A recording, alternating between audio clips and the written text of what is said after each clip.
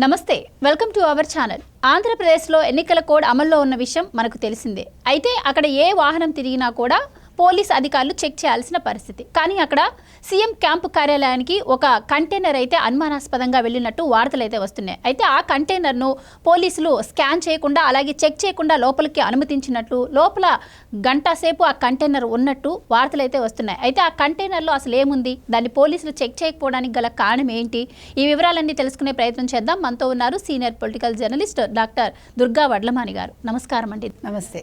So ఎన్నికల code అమల్లో ఉంది, తనిఖీలు అయితే జరుగుతూ ఉన్నాయి. ఏది ఇప్పటివరకు టీడీపీ వాళ్ళ మీదనే తనిఖీలు జరుగుతున్నాయి మనం చెప్పుకోవాలి ప్రత్యేకంగా. ఎందుకంటే ఒక్కరోజే మంగళగిరిలో లోకేష్ బాబు ప్రచారం చేస్తారని తెలుసు, మంగళగిరి నుంచి పోటీ చేస్తున్నారని తెలుసు. సో ఆయన చాలాసార్లు వెళ్ళి రావాల్సి ఉంటుంది. కానీ ఒకే రోజు 2 సార్లు ఆయన వాహనాన్ని చెక్ చేశారు. కానీ ఈ రోజు వచ్చిన వార్తలు చూస్తుంటే ఒక కంటైనర్ క్యాంపు కార్యాలయంలోకి వెళ్ళింది, సీఎం క్యాంపు కార్యాలయంలోకి. కానీ అక్కడ పోలీసులు స్కాన్ చేయడం కానీ, చెక్ పోస్ట్ దగ్గర తనిఖీలు చేయడం కానీ అసలు ఏమీ జరగలేదు అన్నట్టు వార్తలు వస్తున్నాయి. అసలు ఆ కంటైనర్లో ఏముందంటారు, ఎందుకు చెక్ చేయకుండా లోపలికి అనుమతించారు అంటారు? ఇది నిన్న జరిగింది గోవర్ధన. నిన్న మధ్యాహ్నం తాడేపల్లిలోని క్యాంపు కార్యాలయంలోకి ఒక కంటైనర్ వెళ్ళింది. AP 16Z0363 ఆ నెంబరు. దాని మీద పోలీస్ సింబల్ ఉంది అని అంటున్నారు.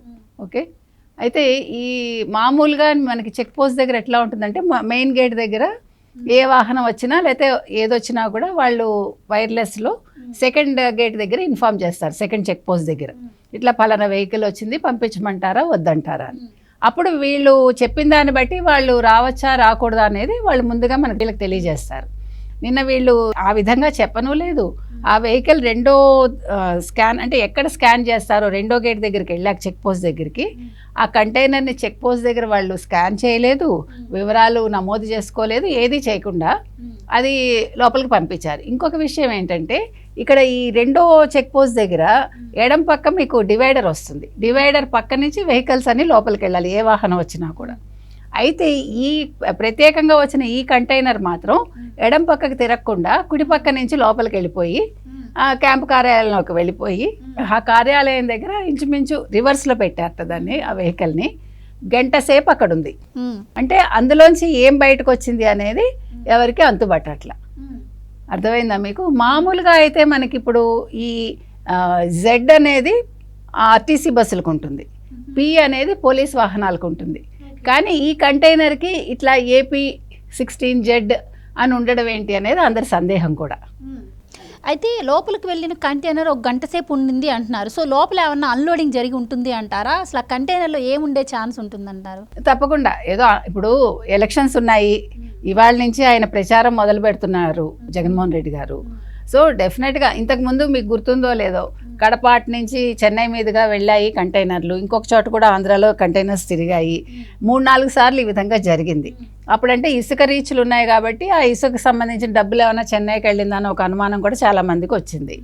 ఇవాళ నుంచి ఆయన ప్రచారంలో భాగంగా మరి డబ్బులు పంచుతారా, ఏం చేస్తారో మనకేం తెలుస్తుంది.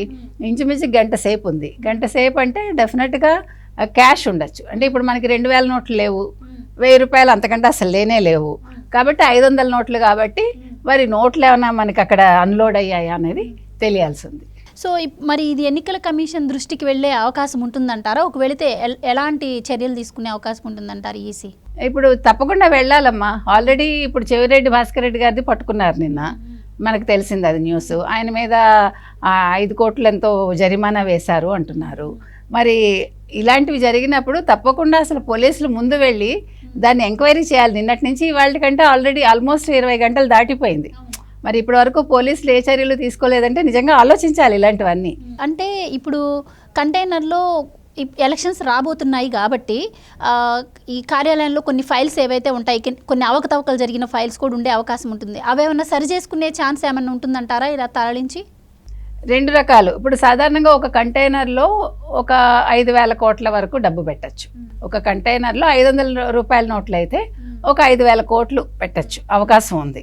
కాబట్టి 5,000 కోట్లు అక్కడికి వెళ్ళిందా, లేదు మీరు చెప్పినట్టుగా ఏదైనా ఫైల్స్ వెళ్ళాయా, లేదు ఇప్పుడు వెండి బంగారం ఇప్పుడు ఆడపడుచులకి ఇవ్వడం కోసం కూడా వెండి కానీ బంగారం కానీ ఇంకేదైనా అందులోంచి చీరలు కానీ ఏమైనా వెళ్ళాయా, పట్టు చీరలు, అట్లాంటి కోణంలో కూడా మనం ఆలోచించాల్సిన అవసరం ఉంది. అంటే ఇప్పుడు ఎవరైతే అధికారులు ఉన్నారో అక్కడ పోలీస్ అధికారులు వాళ్ళు ఎంక్వైరీ చేయకుండా లోపలికి వాహనాన్ని వదలడం జరిగింది. సో వాళ్ళపై యాక్షన్ తీసుకునే అవకాశం ఏమైనా ఉంటుందంటారా? ఎట్లా తీసుకుంటారు యాక్షన్? ఎవరు తీసుకుంటారు? ఇప్పుడు తాడేపల్లి దగ్గరే జరిగింది ఇది. సో మనకి సీఎం ఆనతి ఉంటేనే కదా లోపలికి వెళ్తుంది. ఇప్పుడు ఆయన మీరు పంపించండి అనే ఒక ఆదేశం జారీ చేశాక ఇప్పుడు పోలీసులందరూ ప్రభుత్వానికి అనుగుణంగా పనిచేస్తున్నారు, మనకు తెలుసు అది. ఎవరు కూడా వాళ్ళ విధులు వాళ్ళు సక్రమంగా నిర్వర్తిస్తున్నారా? ఆంధ్రప్రదేశ్లో జరగట్లేదు కదా. అంతా ప్రభుత్వం ఏది చెప్తే అది, ముఖ్యంగా జగన్మోహన్ రెడ్డి గారు ఏం చెప్తే అది చేస్తున్నారు. అటువంటిప్పుడు అసలు వాళ్ళ మీద చర్యలు తీసుకునే అవకాశం ఎక్కడైనా ఉంటుందా? అసలు ఈ ప్రశ్న అడగడమే మనకి హాస్యాస్పదంగా ఉంది.